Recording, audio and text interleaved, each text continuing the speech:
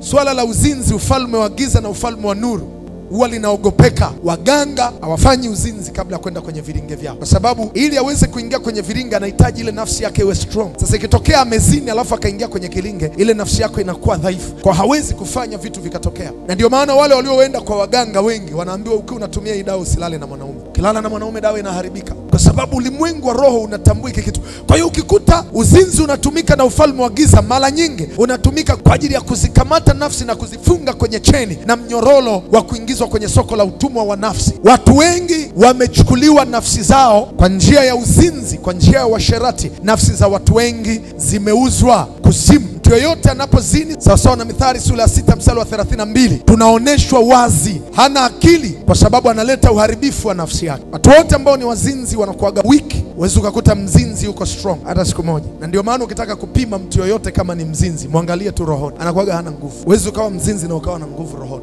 never, kwa sababu nafsi inakuwa dhaifu.